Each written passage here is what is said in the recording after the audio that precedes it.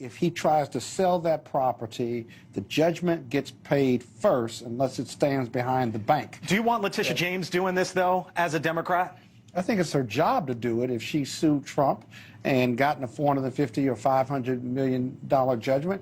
Do I want her to do it? Yeah, I want her to do her job, and that's what she's doing. You know, listen, the only thing that complicates all of this is Donald Trump. This happens every day in America. If you lose a civil case, you get a judgment, you go to court and enforce the judgment, and then you hire someone to collect on the judgment, or you resolve it. So he's being treated like every other American that he allegedly wants to represent. Treated like every other American? He's in line to get this $3.5 billion, but he can't touch that money or that 6 months for 6 months. He couldn't sell for 6 months. He couldn't sell for 6 months. Right. But he's done this before. If you remember the Taj Mahal, right? He took that public. He had a lot of investors and stuff. And then at some point, he dumped the stock, bankrupted the company, and none of the investors got paid any of what they invested. Yeah.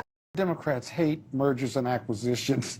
They hate big companies. They like to say they're monopolizing. The Attorney General, Merrick Garland, announced this. Yeah, he deeply believes this. I think this is going to be a long, ugly fight because Apple does have competitors. It's got Samsung. It's got Android, right? And then you've got... Yeah, nobody even knows. No, I understand. I think that's the same. But Apple is a $3.5 trillion cap market, and they are huge, and they've got a lot of arguments to make about why they don't have a monopoly. And so we're going to have to see what the evidence is. And depending on who the judge is in this case, we're up to 38 states that allow it now, or some form of gambling. Let me say that, since the Supreme Court decision a few years back. Listen, these are highly contested referendums in local jurisdictions.